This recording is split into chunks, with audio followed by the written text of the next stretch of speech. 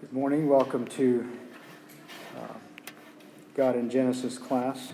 Today we're looking at lesson 14. We're going to be looking at Genesis chapter 4. I invite you, if you have Bibles along, open them up to Genesis chapter 4. And we're not going to read the entire passage at the outset, but we'll read portions of it throughout the class this morning. An acceptable sacrifice. And I can imagine, I suppose that you've gotten the drift of what we're talking about this morning. It's about Cain and Abel and the first family. An acceptable sacrifice. In November 1964, anarchy broke out in the Belgian Congo.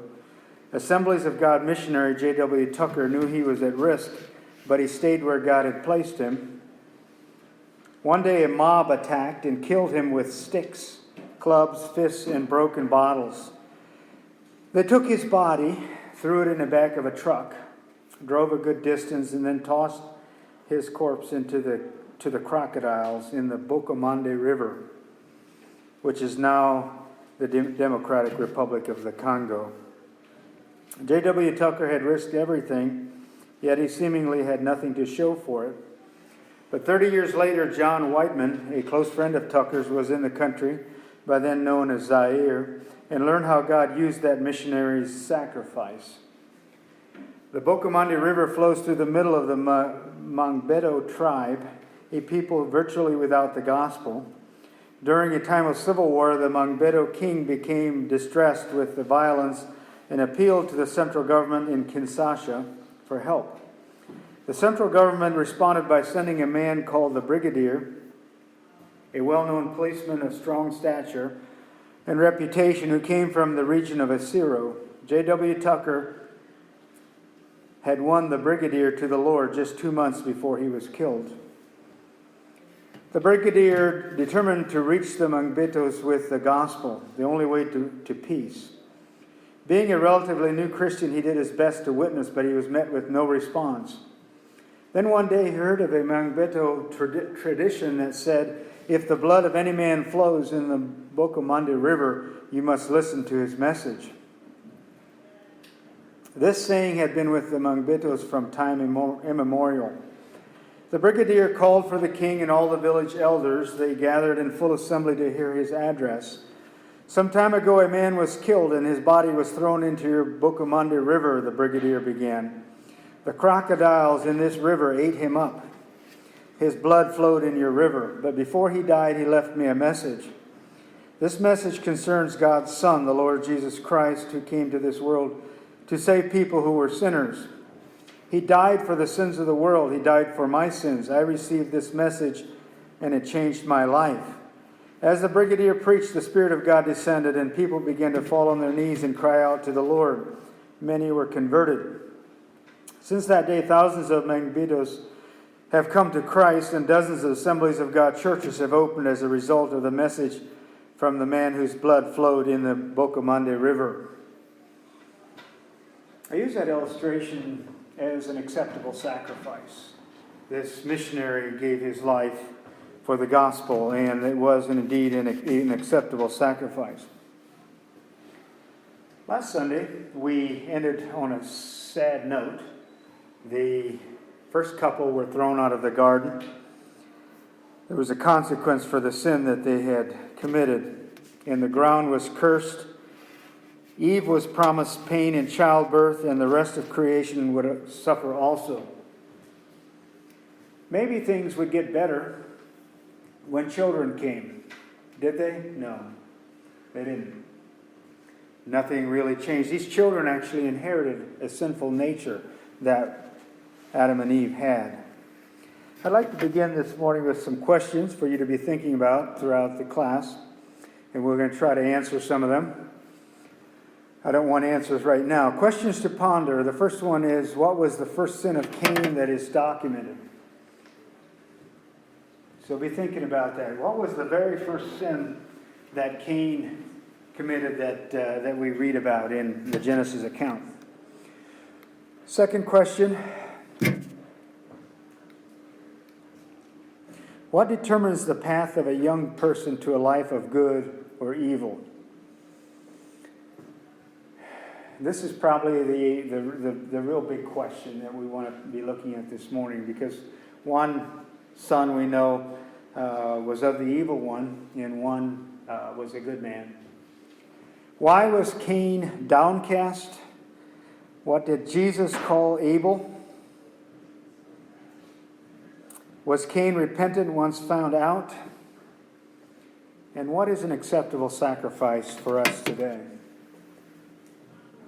I'm hoping that we can get to the last one, because I want to try to make this class very practical for us, each one of us today, rather than just a history lesson. What is an acceptable sacrifice for us today?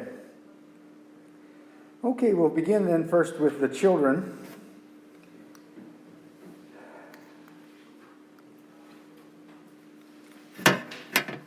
Reading from verses 1 and 2, if you have your Bibles open, you can follow along. Now Adam knew Eve his wife, and she conceived and bore Cain, saying, I have gotten a man with the help of the Lord. And again she bore his brother Abel. Now Abel was a keeper of sheep, and Cain a worker of the ground. So, Cain means gotten or possession. He was the firstborn son. And Eve said, I have gotten a man from the Lord. And it seems that there were some high expectations that were there with that firstborn child. And what a disappointment he turned out to be. Cain ended up being a huge disappointment, I think, for Adam and Eve. He was a farmer, as we're going to read. He was a farmer, and his works were evil. We're going to look at that some more. He was of that wicked one, the seed of the serpent. 1 John 3 says, we should not be like Cain, who was of the evil one and murdered his brother. And why did he murder him? Because his own deeds were evil and his brother's righteous. He yielded himself to Satan, to his natural inclinations. Don't know when that started, but it developed into a lifestyle. He was careless. He was despising of important things, it seems like. And that was kind of the story of his life. He is the image that's idealized in today's man, I think. Image idealized in today's man. Strong, independent, slightly rebellious, chip on his shoulder. And in our culture, often that is somewhat idealized. The second son was Abel. Abel means vapor or vanity.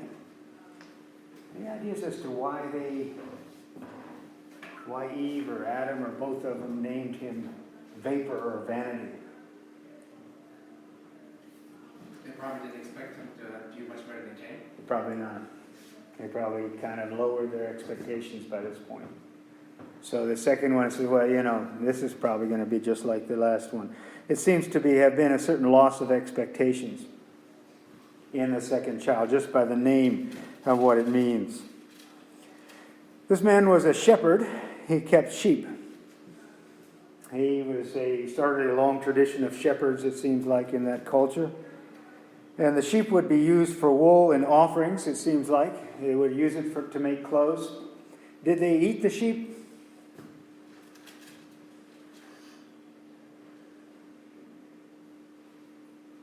The answer is no. They were not meat eaters at this point. They were not carnivorous. Even the animals, the animals probably were at this point, but the people were not to eat meat, and that actually changed. At the flood then. God said, behold, I have given you every plant yielding seed that is on the face of the earth, and every tree with seed in its fruit, you shall have them for food. So they were plant eaters. This man was a righteous man.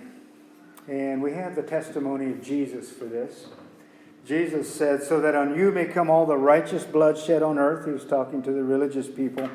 From the blood of righteous Abel to the blood of Zechariah, the son of Berechiah, whom you murdered between the sanctuary and the altar. Okay, do you have any comments about these two men? Something you've noticed so far in our study? Any comments or questions?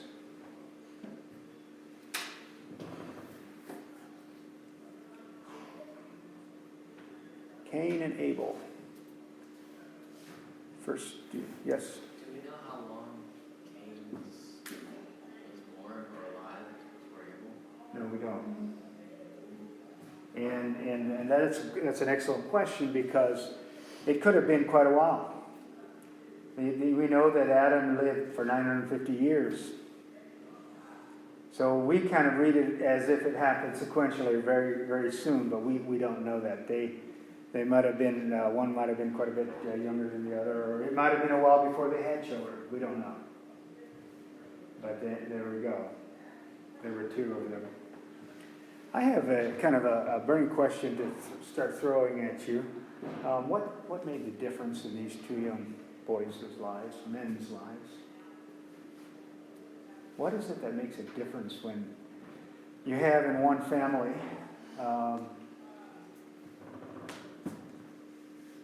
a very compliant child who seems to come up and he seems to have a really heart after God, and he just really goes after God, and then you have another one who is just rebellious, just a hellraiser, if you will. We had one in our family growing up. I had an older brother who was just a rebellious. I still remember and cringe at the thought of him just going, rebelling against my father. And, fortunately, since he's come to the Lord and he's changed, but he was just really that kind of person. Any thoughts? What happened, or what's the difference here? That's a question. I don't know if I have an answer for you, but it's something to think about. Why is one person different? These are here, Cain and Abel. What the possibility of maybe favoritism, one parent to the other? There you go. Could be. We see that later in the godly line, don't we? In Isaac, Jacob and Esau, and so on. That could contribute to it, I would think, in a family.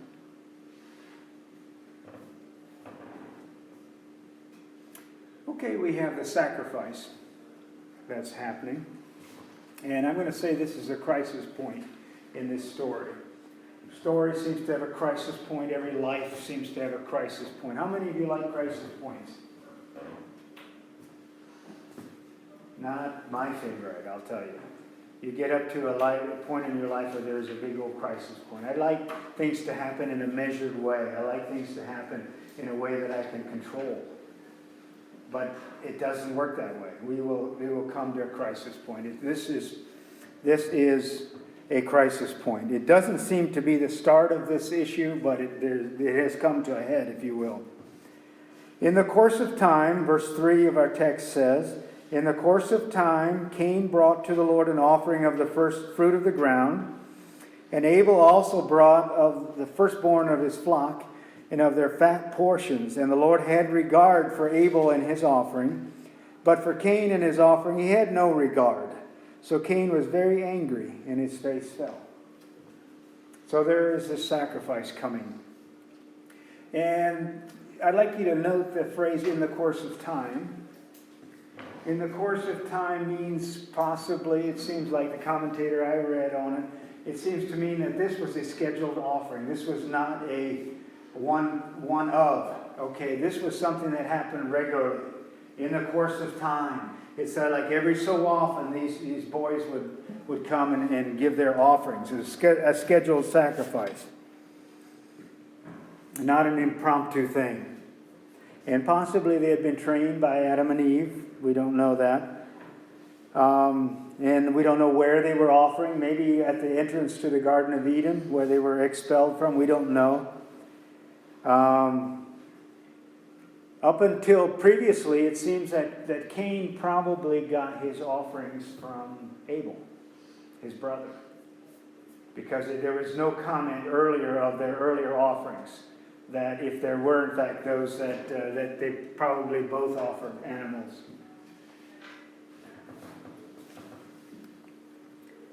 Next point I'd like to make is that Cain rebelled against God's plan. And we gather this implicitly, not explicitly, but implicitly we gather that Cain rebelled against God's plan. It's maybe carelessness, possibly a challenge, possibly an affront to Abel.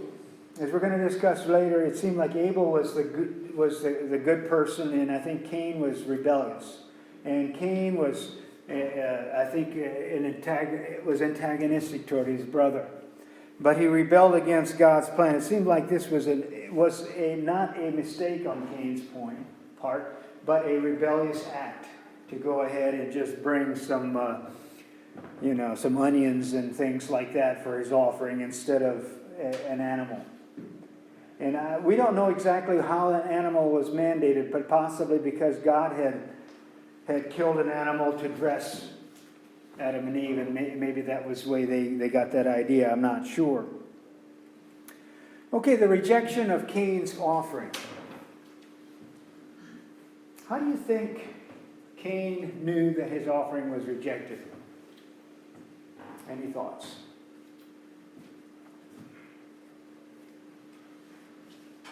Have you all seen the picture before in the Bible storybook?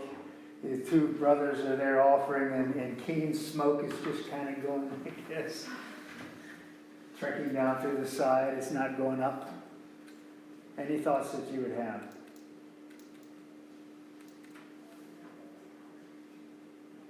I guess we don't know. Does it say right away? Did it say, like, do we know the context of time in the rejection? Well, it seemed like it flows right in one into the other. It just seems like he saw that it wasn't accepted. Some way he knew. I think it's interesting it says for Cain and his offering. It's not just his offering that's rejected, it's himself. Okay. I'm not sure what it looked like. Okay. Okay, that's a great observation. So there was rejection of some type to the two offerings. And then I'd like to notice the Cain's countenance. Cain's countenance, or his face, I think the ESV calls it his face. His face fell. So I get this picture of Cain being the big, brash young fellow, or young man, I don't know how old he was, and comes up there, all cocksure, and he's going to offer this offering. I'm going to do it my way, and you can have your old lamb, and I'm going to do whatever I make and bring it, and I'm going to do it. And he's there, and I'm going to burn this thing, and I'm going to offer, and it's going to be better than yours. And then somehow he knew that his offering was rejected, and his face fell. His face fell, and he realized that he had been rejected. Okay, so move on from the sacrifice. God's mercy extended. This may not have occurred to you, but it seems like in the enjoiner that God gave them to Cain, he was extending some mercy. Reading from verses 6 and 7, "And the Lord said to Cain, 'Why are you angry, and why has your face fallen? If you do well, will you not be accepted? And if you do not do well, sin is crouching at the door. Its desire is contrary to you, but you must rule over it.'" So God is basically reasoning with Cain, and he is extending some mercy to Cain, even though Cain had done wrong. And this is God's mercy being extended, and it's a great thing that God does extend his mercy. He extended reason first with Cain. He was reasoning with him. And then we see his warning. Basically, sin is there. You're going to have to take care of sin. You can't give in to sin. And then mercy beyond what we deserve is extended. He said, you can if you do well, if you turn from this, basically, God's mercy is there. And the option for Cain's sin, basically sin is there. His desire is contrary to you, but you must rule over it. And then we see that Cain's mind is made up. It seems that he didn't respond to God.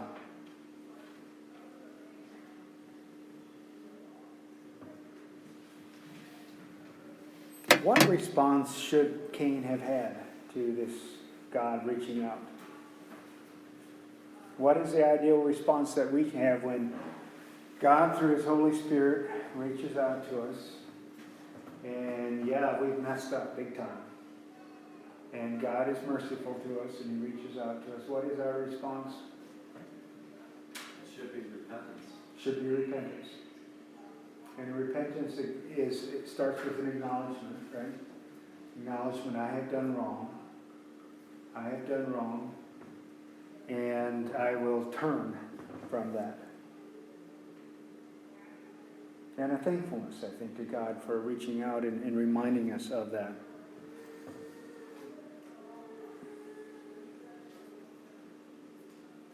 I think that is our prayer for everyone, that we know that they would turn from their wicked way. Okay, then we move to the first murder. The first murder that took place in the New World. We don't know how long it was, but it may have been a period of time. It might have been 100 years. We don't know. But the first murder happened in the first family.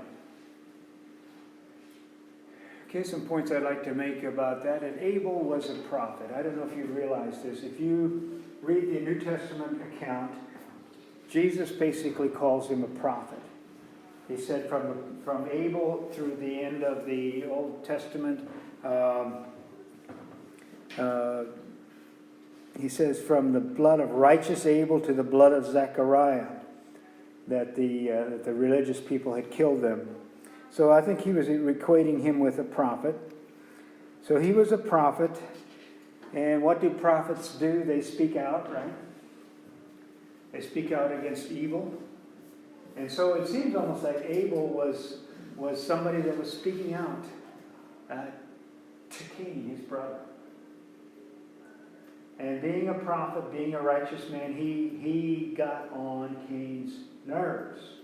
He got on Cain's nerves. Yes, he did. I think there were warnings over a period of time, and then the situation kept getting worse. I think Cain did not respond well to the warnings of Abel. It seemed like there was anger, there was bitterness, there was hardness, and there was revenge that was fostered in the mind of Cain. It happened in a field. That's what the Bible says. The murder happened in a field. Somebody think this was premeditated?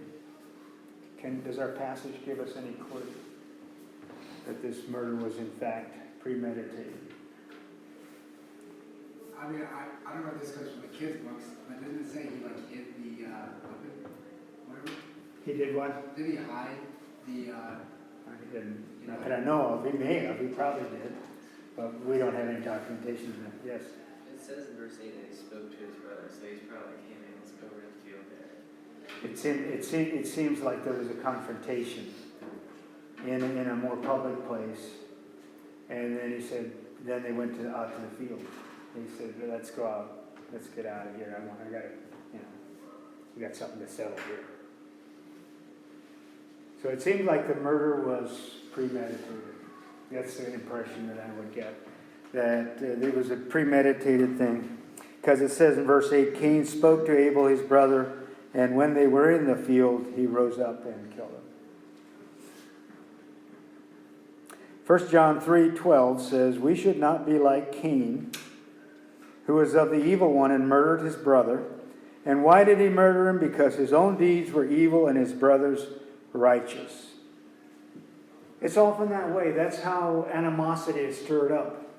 in a wicked person is they see the contrast. That person is right and I'm wrong, and I'm going to lash out. In this case, these were brothers. I don't know if there were others in the family by then. There probably were. We don't read about all of their sisters being born. There were obviously sisters that were born. And the family may have been fair sized by this time. We don't know, but we're reading about these two people here. And blood brothers. And one of them rose up and killed the other one. He was so angry and so bitter. Okay, the accountability for sin. The denial of sin that happened. Let's read the account from Genesis 4. Verse 9 to 16, and the Lord said to Cain, "Where is Abel your brother?" And he said, "I do not know. Am I my brother's keeper?" And the Lord said, "What have you done? The voice of your brother's blood is crying to me from the ground. And now you are cursed from the ground, which has opened its mouth to receive your brother's blood from your hand. When you work the ground, it shall no longer yield to you. It shall no longer yield to you its strength. You shall be a fugitive and a wanderer on the earth." Cain said to the Lord, "My punishment is greater than I can bear. Behold, you have driven me today away from the ground, and from your face I shall be hidden. I shall be a fugitive and a wanderer on the earth, and whoever finds me will kill me." And the Lord said to him, "Not so. If anyone kills Cain, vengeance shall be taken on him sevenfold." And the Lord put a mark on Cain, and lest any who found him should attack him. Then Cain went away from the presence of the Lord and settled in the land of Nod, east of Eden. So first we have the denial of sin. I do not know. I don't know where he is. It's not my day to keep tracking him. I don't know where he is. In one way that was true. Where was Abel?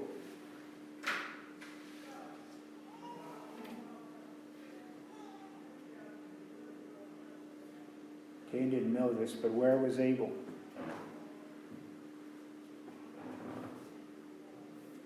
Where do people go that die? Righteous people. He's with God. He was with God. It's a place called paradise. The place of the righteous dead, where even now people are. Abraham's bosom is called in the New Testament. It's a place where the righteous dead are living until the end of time, when in fact they will be avenged, and when we will all join them in paradise, in heaven, in the final reward. But it is a place called paradise. So there's the denial of sin. I don't know what happened. There was the punishment. He was basically sent away. His life was going to be very miserable. He was being pushed away from God's presence, and the earth would become even less cooperative. And he said, "This is too much." And what does verse...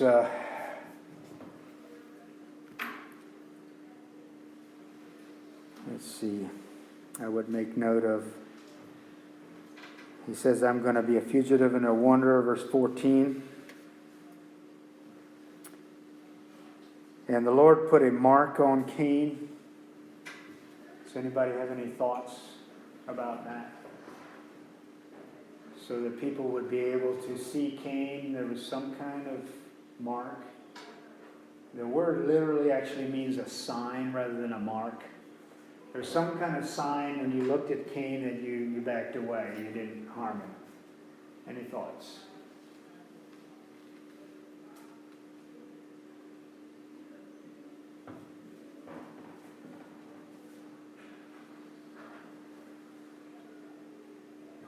I don't think it's important, but it's interesting. Okay, there was the punishment. There was Cain's response. He basically said, "It's too much. You're being too hard on me." And then the Lord's mercy is continued, because God could have struck him dead. He said, the person that killed somebody, they're going to be killed. But the Lord extended his mercy. And how often that is when God extends his mercy, even though there is not that deserved.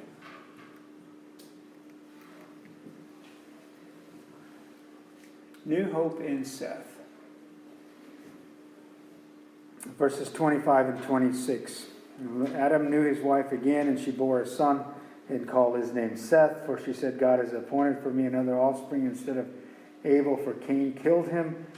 To Seth also a son was born, and he called his name Enosh. At that time people began to call upon the name of the Lord. There was a placing for Abel. The godly line was intact. There was a godly line that was set up that would go on down through the generations. Many times Satan tried to stamp out the godly seed. Remember that promise back in Genesis 3 where he says that there's going to be somebody coming along to crush the head of the serpent. And that was the godly line. How many of you play chess?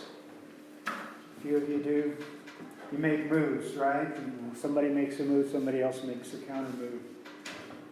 And I'd like for you to visualize a little bit down through the history of the early peoples. Satan would make a move, God made a counter move. Satan kept trying to crush the godly line. He was trying to eliminate it. And you read down through the Old Testament, again and again, he tried to eliminate the godly line, and God says, no, you don't. And then checkmate happened when God's Son gave his life, which in essence crushed the serpent's head. The godly line made it all the way down through. Then there's the first worship service. It's just an interesting little aside at the end. He said, then people began to call upon the name of the Lord. The first possibly public worship service that happened at the end of that chapter.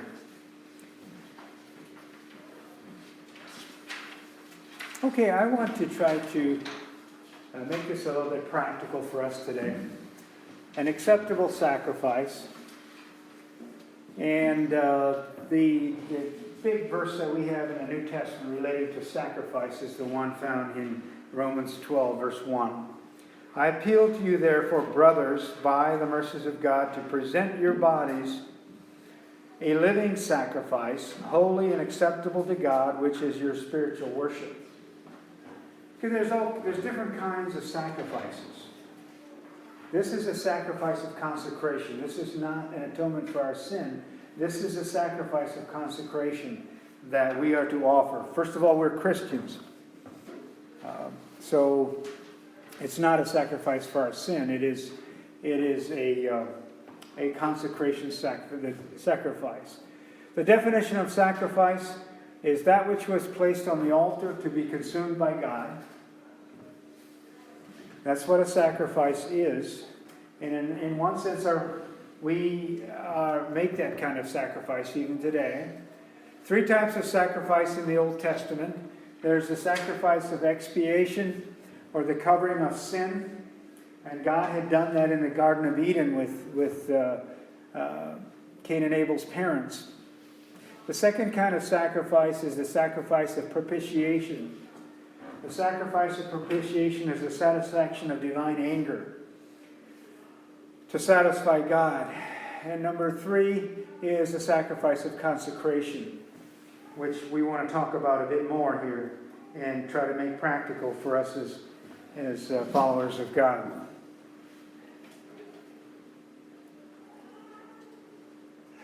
Qualifications for this sacrifice that we're talking about this morning is you must be a believer, number 1.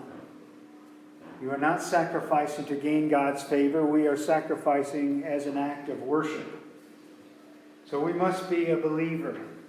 Secondly, we must have commitment to God. There must be a real commitment in our experience to make this sacrifice. There's a real commitment to please God, to offer ourselves to God. And there must be some consecration that is taking place.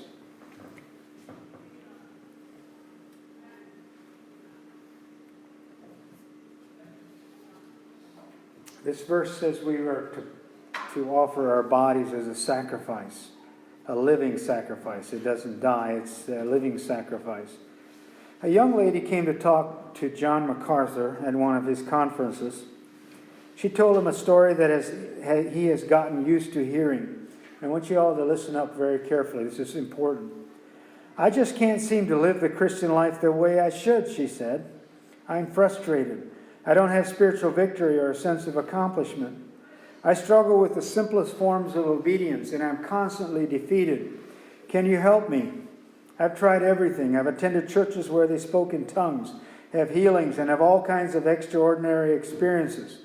I've spoken in tongues myself, had ecstatic experiences, had been prophesied over, and experienced several supposed miracles. I've been slain in the Spirit, but despite all of that, I am not pleased with my life, and I know God isn't pleased. I've tried to get everything from Him that I can, but I'm not satisfied. I'm still miserable and want more. John's answer was accurate. You have just put your finger on the problem. The key to spiritual victory and true happiness is not trying to get all we can from God, but in giving all that we are and have to Him. That is the key to spiritual happiness, to spiritual vitality, is not trying to get something from God, but to give to God, a sacrifice. So many Christians are frustrated today by the lack of excitement and meaning in their lives. They have tried a little of everything. They have changed churches. They have tried the charismatic movement and some extreme things that are going on there. They are still not experiencing happiness and fulfillment in their lives. There is something missing that they just can't seem to find. They have missed one basic premise in life. Happiness is never getting or trying to get things from God or from the church or from experiences. Happiness comes from giving. Giving to others, giving to the church, and most of all, giving our all to God. That's a real key. The motivation for our sacrifice, then. All things are of Him, all things rightfully belong to Him. Everything comes from God, everything belongs to God. It's a response to the realization of God's mercies. If we go back to Romans 11, just prior to the verse that we read in Romans 12, it talks about that everything belongs to God. It is His. And we are simply responding to the realization of God's mercies. The presentation of the sacrifice is a priestly act, number one. The sacrifice of our bodies is a priestly act. 1 Peter 2:5 says, "You yourselves, like living stones, are being built up as a spiritual house to be a holy priesthood, to offer spiritual sacrifices acceptable to God through Jesus Christ." We are placing ourselves on the altar. And I'd like for you to visualize with me this just a little bit. I don't know, I've tried, and maybe you can. There's this altar, Romans 12:1, that's standing there, and I am the priest, okay? I am the priest, and I am taking parts of myself and putting it on the altar. I know that's stretching things a little bit. But I am taking parts of my body and giving them to God. No, I'm not killing them. No, I'm not cutting them off. I am taking parts of my physical body and giving them to God. That's what the acceptable sacrifice is that Paul says in Romans 12. I am taking parts of my body, and I think this is important for us to visualize. I am taking actual parts of my body and presenting them to God. And those are including our eyes, okay? I'm giving my eyes to God. And there's so much significance to that. I am giving my eyes to God. What am I looking at? What am I spending time focusing on? I am giving my ears to God. What am I listening to? I'm giving those to God. Our tongues. We're giving our tongues to God. We're giving our stomach to God. We're giving our hands to God. We're giving our feet to God as a living sacrifice. And this is some homework for you this next week, is to be thinking about this just a bit. Am I actually placing these parts of my body on the altar? That's literally what he's saying. Our bodies, and that's our spiritual act of worship. That's what Romans 12:1 says. That's our spiritual act of worship.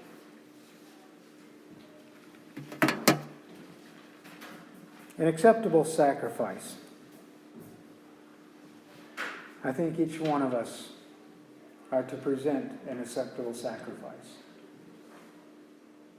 And that is the way to personal happiness. It's a way to please God. Thank you for your diligent attention, and you may be dismissed.